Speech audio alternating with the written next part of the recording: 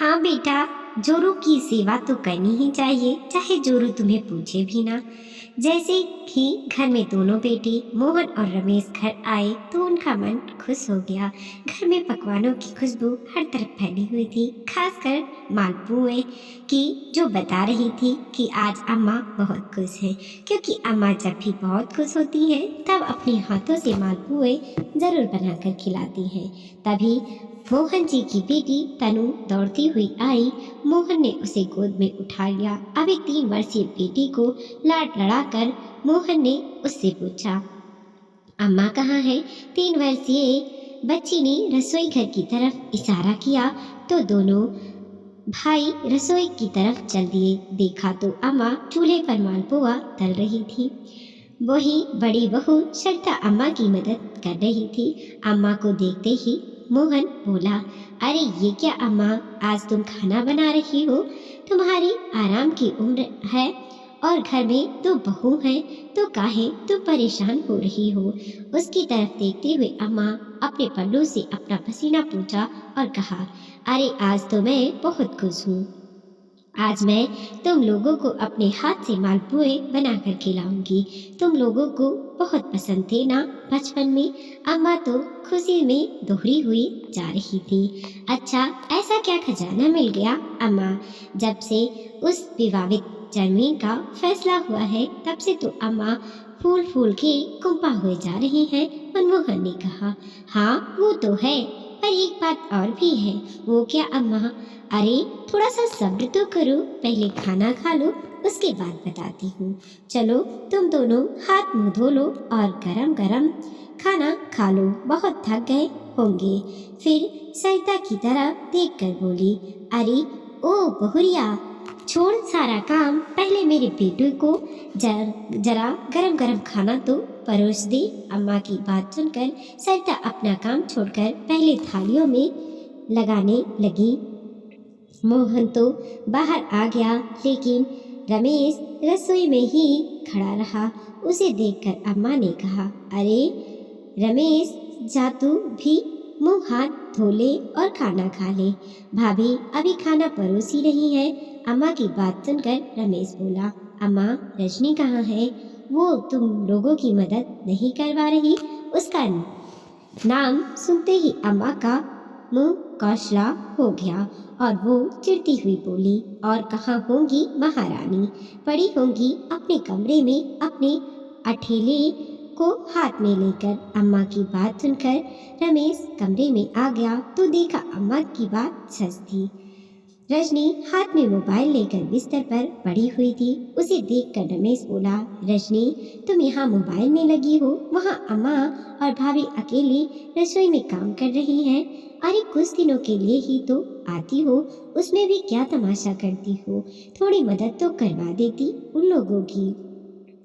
रजनी उसे देखकर अनदेखा करते हुए बोली, मुझसे नहीं होता ये सब काम, जल्दी से पैसे लो और चलो यहाँ से। गांव में मुझसे सास भी नहीं ली जाती। कैसी बात कर रही हो तुम? शहर जाकर बड़ी शहरी वाली हो गई हो। पैदाइश तो गांव की ही हो ना तुम भी? और जरा आवाज धीरे करके बोलो, कोई सुन लेगा तो क्या सोचेगा? रमेश ने उसे समझाते हुए कहा, पर वो आवाज और तेज करते हुए बोली, सुनता है तो सुन लेने दो, मुझे कोई फर्क नहीं पड़ता। वो लोग भला माने चाहे बुरा माने, इन लोगों से मना कर रखने में मुझे क्या फायदा? कह देती हूँ अपना हिस्सा लो और शहर चलते बनो। मैं यहाँ और ज्यादा दिन नहीं रुकने वाली। कहती हुई रजनी वापस अपने मोबाइल में लग गई। ये देखकर रमेश ने अपना माथा पीट लिया। जानता था कि उसे समझाने का कोई फायदा नहीं, इसलिए अपने हाथ मुंह धोकर बाहर आकर खाना खाने बैठ गया। इधर अम्मा को भी सब बातें सुनाई दे रही थी। उसकी बातें सुनकर अम्मा का मन खौसला हो गया। रजनी का मायका पास के ही गांव में था। अम्मा जी ने खुद उसे पसंद कर उसकी शादी रमेश से करवाई थी। वो शुरू से ही ऐसी कामचोर रही है, पर फिर भी अम्मा जी और सरिता ने उसे संभाल लिया। अम्मा जी ने शादी के शुरुआती दिनों में ही उसे रमेश के साथ शहर भेज दिया। तब से उसे शहर की ऐसी लत लगी कि गांव में आते ही उसकी जान निकलने लगती। एक बार गांव में अम्मा जी के पति की जमीन पर उसके रिश्तेदारों ने जबरदस्ती कब्जा कर लिया। उसके लिए उन्होंने काफी पुलिस वालों के चक्कर लगाए, लेकिन काम बन न सका। आखिरकार रिश्तेदार काफी दबंग थे। अब उनसे जमीन निकलवानी थी तो कोई सरकारी लोगों को घूस मांगी और घूस में 15 लाख रुपए मांगे थे। पर वो पूरी जिम्मेदारी उठा रहे थे कि वो जमीन उन लोगों के नाम वापस करवा देंगे। अगर 15 लाख रुपए देकर 70 लाख रुपए की जमीन बचती है तो क्या हर्ज है। इसलिए अम्मा जी ने अपने दोनों बेटे लग गए पैसों के बंदोबस्त करने में। काफी कोशिश के बावजूद भी सिर्फ 5 लाख रुपए का बंदोबस्त हो पाया। बाकी के पैसों का बंदोबस्त ना हो सका।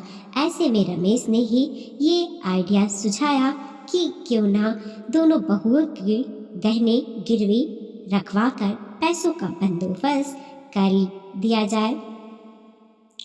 जब घर पर इस बारे में बात की तो सरिता तो पैसे देने को तैयार हो गई, लेकिन रजनी नानुकुर करने लगी। जब अम्मा ने उसे डांट कर कहा तब अम्मा को जवाब देती हुई बोली, अम्मा जी काहे के गहने मांग रही हैं आप? भला मैंने ठेका ले रखा है आपकी जमीन जायदाद को बचाने का। उसकी बात सुनकर सभी लोग हैरान हो गए। तब अम्मा ने कहा, देख छोटी बहुरिया, हम तेरे माता पिता के दिए हुए गहने नहीं मांग रहे हैं, पर हमने जो गहने चढ़ाए थे वही दे दिए। जब जमीन हाथ में आ जाएगी तो उसे बेचकर तेरे गहने बनवा देंगे। उसकी बात सुनकर रजनी तुनकते हुए बोली, काहे के गहने अम्मा? ससुराल की तरफ से चढ़ाए हुए गहने मेरा स्त्री धन है, उस पर सिर्फ मेरा हक है। वह मैं आपको क्यों दूं? मुझसे बेवजह की कोई उम्मीद मत करना। कहती हुई रजनी अपने कमरे में गई और अपना सामान समेटकर मायके रवाना हो गई। उसके इस कदम से हर कोई हक्का बक्का रह गया। आखिर सरिता ने ही अपने सारे गहने पैसों बेचकर बंदोबस्त किया, लेकिन फिर भी 3 लाख रुपए कम पड़ गए। तो तनु के नाम से उसके नाना जी ने उसके जन्म पर एफडी करवाई थी।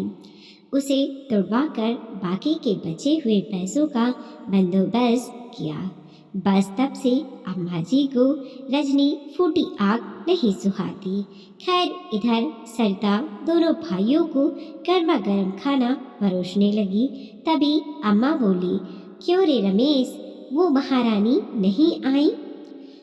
उसका खाना क्या उसके कमरे में चलकर जाएगा? खाना खाते खाते रमेश के हाथ वहीं रुक गए और वो बोला, अम्मा आप उसकी आदत जानती हो, फिर भी क्यों उम्मीद करती हो? आप लोग खाना खा लो, मैं खुद उसका खाना कमरे में ले जाऊंगा।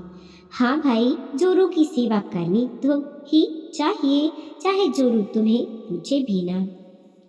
अम्मा मुंह बिगाड़ते हुए बोली। अम्मा की बात सुनकर मोहन बोला, अम्मा उसे खाना खाने दो ना, उसे काहे परेशान किए जा रही हो? आखिर मोहन की बात सुनकर अम्मा चुप हो गए। खैर सब लोगों ने खाना खा लिया। उसके बाद सब लोग साथ बैठे, लेकिन अभी भी रजनी कमरे से निकलकर बाहर नहीं आई। तभी मोहन बोला, देख रमेश, तुझे अर्जेंट में फ़ोन करके शहर से इसलिए बुलाया गया है कि अपनी विवादित जमीन बिक गई है। वो तो मैंने तुझे फ़ोन करके ही बता दिया था। अब अम्मा चाहती है कि उन पैसों का बंटवारा हो जाए। पैसों के बंटवारे का नाम सुनकर रजनी अपने कमरे के दरवाजे पर आकर खड़ी हो गई। अम्मा ने मोहन की तरफ देखा और इशारा किया, ले देख ले, आ गई। पर मोहन कुछ नहीं बोला, बल्कि वो अम्मा जी से ही बोला, हाँ तो अम्मा बताओ क्या चाहती हो तुम, कैसे बंटवारा करना है। उसकी बात सुनकर अम्मा कुछ कहती उससे पहले ही रजनी बोली, भैया जी इसमें पूछना क्या है, दो हिस्से तो ही होने हैं, आधा आपका आधा इनका। इसके लिए बेवजह ही आपने हम लोगों को बुलवा लिया। आप तो आधा हिस्सा करके पैसे अकाउंट में डाल देते। उसकी बात सुनकर अम्मा बोली, क्यों भाई, आधा आधा हिस्सा क्यों, मेरे हिस्से का क्या, उसे तो बचा जाना चाहते हो।